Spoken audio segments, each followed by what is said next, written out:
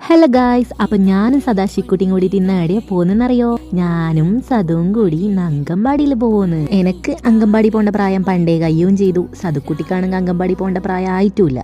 അപ്പൊ പിന്നെ എന്തിനാ നമ്മളിപ്പോ പോകുന്നത്? ഇന്ന് പണിക്ക് പോകാത്തതുകൊണ്ട് തന്നെ ഭയങ്കര ബോറടിയായിരുന്നു. ഞാനും സതുക്കുട്ടിയും കൂടി അങ്ങോട്ടും ഇങ്ങോട്ടും നോക്കിയിട്ട് വൈകുന്നേരം വരെ ഇരുന്നു. പിന്നെ നമുക്ക് പ്രാന്തളകി. അങ്ങനെ നമ്മളിങ്ങനെ ഏടെ പോകുന്നു ചിന്തിച്ചിരിക്കുമ്പോന്ന് ഷർമി അങ്കമ്പാടിയിൽ ദർശനം കൂട്ടാൻ പോകുന്നുണ്ടായിനി. അപ്പൊ പിന്നെ കിട്ടിയ അവസരമല്ലേ, ഞാൻ പറഞ്ഞു നമ്മളും വരുന്നെന്ന്. സതുക്കുട്ടീൻ്റെ കണ്ണെന്നാ ഇങ്ങനെയാണെന്ന് നിങ്ങൾക്കൊന്നും തിരിയുന്നില്ല. അത്രക്ക് ഉറക്കം വന്നിട്ടുള്ള ആൾക്ക്.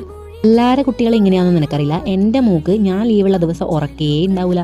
ഭയങ്കര ശീലക്കേടായിരിക്കും. കരച്ചില്, കളിക്കൂല, എന്നെ തന്നെ ചുറ്റിപ്പറ്റി നടക്കുക, ഒന്നും പറയണ്ട.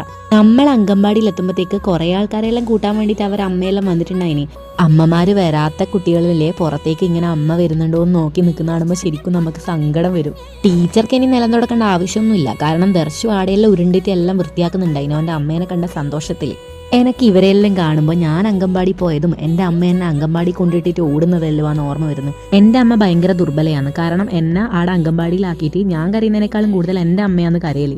ഇപ്പം എൻ്റെ അമ്മേനെ കുറ്റം പറഞ്ഞിട്ട് കാര്യമൊന്നുമില്ല. എല്ലാ അമ്മമാരും അങ്ങനെ ആയിരിക്കും തോന്നുന്നു. കാരണം അത്രയും നാൾ നമ്മളെ വാലും പിടിച്ച് നടന്നിട്ട് പെട്ടെന്ന് ഒരു ദിവസം അവരെ അങ്കമ്പാടിയിലേക്ക് വിടുമ്പോൾ നമുക്ക് ഭയങ്കര സങ്കടമായിരിക്കും. സദാക്ഷി എന്നെ എവിടെയോ ഒരു ദിവസം അമ്മേൻ്റെ ഒപ്പം പോയിട്ട് ഞാൻ മാത്രം വീട്ടിലായി പോയി. അപ്പം എനിക്ക് സതുവിൻ്റെ ഒച്ചന്നെ കേൾക്കുന്നു. സദാക്ഷി എന്നെ അമ്മേ അങ്ങനെ വിളിക്കുന്ന പോലെ എനിക്ക് കേൾക്കുന്നത്, സതുവിൻ്റെ പാദസരം കിലുങ്ങുന്ന സൗണ്ട് കേൾക്കുന്നത്.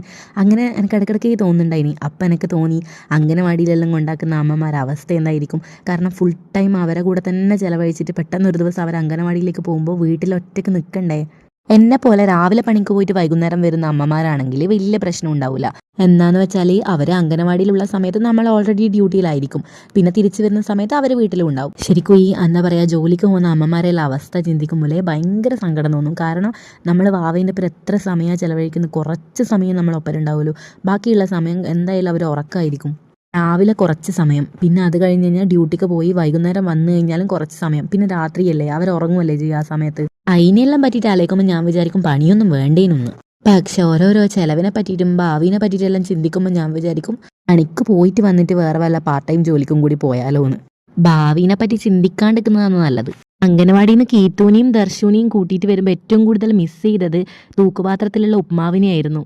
അംഗൻവാടിയിൽ നിന്ന് പിള്ളേർ വൈകുന്നേരം കൊണ്ടുവരുന്ന ഒരു ഉപ്മാവിൻ്റെ ഒരു ടേസ്റ്റ് അത് വേറെ ലെവലാണ്. അങ്ങനെ നമ്മൾ വീട്ടിലെത്തിയതിനു ശേഷം വേറൊരു പരിപാടി ഉണ്ടായിനെ, അത് അടുത്ത വീഡിയോയിൽ കാണിച്ചു തരാം കേട്ടോ.